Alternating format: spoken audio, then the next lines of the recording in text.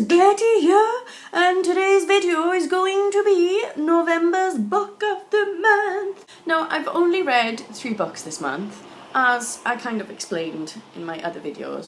I find myself not in the right headspace to obsess over a book, you know? It's really, really odd. Like, I need to be in the zone to be able to enjoy a book, you know? And I'm too much in my head at the minute to push all that crap aside and kind of concentrate on what I'm reading. But 3 books is not bad, guys. It's not bad, and I promise you I will get better next month. Watch out. Watch out. So, book 1 is Blindfolded Innocence by Alessandra Torre. Here's a look at the cover.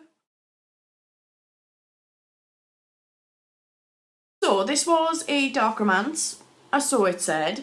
I don't really believe that it was. I thought that it was a bit more erotic. It's about a woman who takes a job at a law firm, and she's been told to stay away from one of the partners because one of the partners is a bit of a slag and kind of sleeps with all the new interns. So, as you can guess, the story progresses. It is a part of a trilogy. Don't get me wrong, I probably won't be reading the rest of the trilogy. It was an easy read, which I loved. It wasn't difficult, it was easy, which I need. But there is this character that pops up through the book every now and then, and she doesn't kind of introduce herself. We don't know what she's doing in the book, but that really confused me. The ending, I quite enjoyed it. Confused me even more. I don't want to tell you what happens because I don't want to spoil the plot for you, but it really did confuse the shit out of me. I enjoyed it, I finished it. It was like a no-brainer, you know? You could just like read it and you didn't have to think about it really all that much. I mean, it was okay-ish. I don't know. You know? Yeah. So, book 2 is Killing Sarai, something like that, by J.A.Redmerski. Here's a look at the cover.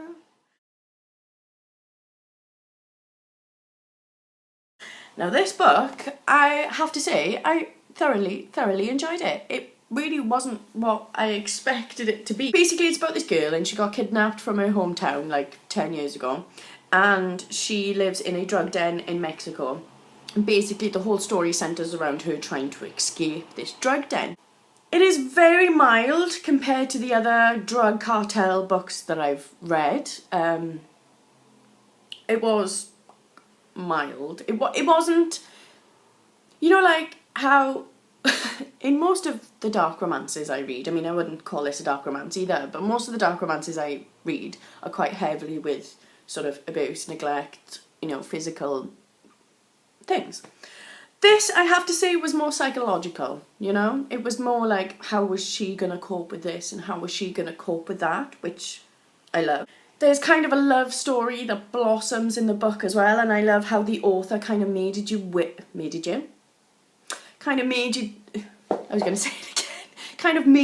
wait on sort of the sexual stuff, which was nice, because I hate it when you read a book, right, and you're like 2 pages in and they're already having sex. It's like, dude, you just met her. Have a bit of respect, you know?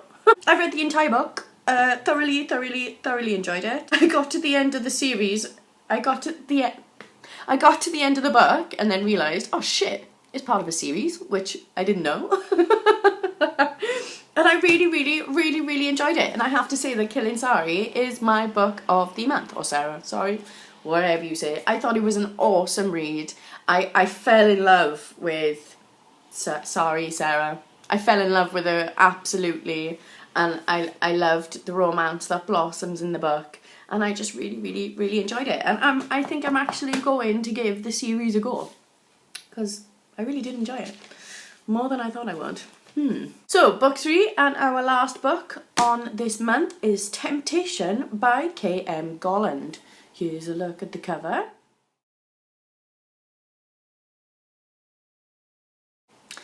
Now, I kind of had like a bit of a dark romancy month. I've just noticed. I've just noticed that it's been kind of a dark romancy month, but not really, you know? Yeah. So this is an 18 plus. It's not, I wouldn't say it was a dark romance, I would say that it was kind of an erotic romance again. It had a very Mills and Boon feel for it. Do you remember those? But oh my god, I remember reading those books when I was younger because my mum loved Mills and Boon. And it had kind of that feel to it, you know. It was kind of, once again, it was a really, really easy read. I did find that it was too much like 50 Shades. It really, really was. And at times I did find the book really unbelievable. Like, obviously it's not real, but I kind of like a bit of realism to my stories, and I just found that this book was just, it wasn't believable, you know. It's about this woman, basically, she has kids and she decides that she wants to go back to work. She's married and she meets this guy at her workplace and the story unfolds. So I don't know, you know, how I feel about the subject matter. I don't know, it didn't really float my boat, to be honest with you, and I didn't really like it, and I have to say that I didn't finish it. I got to about 90% and thought, what is this crock of shit, and put it down, and I didn't read it again. And those are my books. Like I said, guys, I'm on a roll now. I'm on a roll. I've kind of sorted myself out, and I'm on a freaking roll. If you have read any of the books that I have mentioned today, please comment below. Let me know what you think. A mixed bag, really. You know, I kind of feel like I'm in a lull with my dark romances and my erotic romance. I feel like maybe I've just read the shit out of that gene at the moment, you know. Maybe I need to sort of move on to something else, because there are many sort of romances that I've picked up recently and haven't finished and haven't reviewed for you, because I just feel like maybe I've just read the shit out of it, you know. Maybe it's time to move on to another gene. That's what I think. Anyway, I hope all is well with you, wherever you are. Please like and subscribe. You know what you're doing. Merry Christmas, guys, to all of you, wherever you are. And I hope that you stay safe, drink in moderation, and have a bloody good time. Okay, guys, and I'll speak to you soon.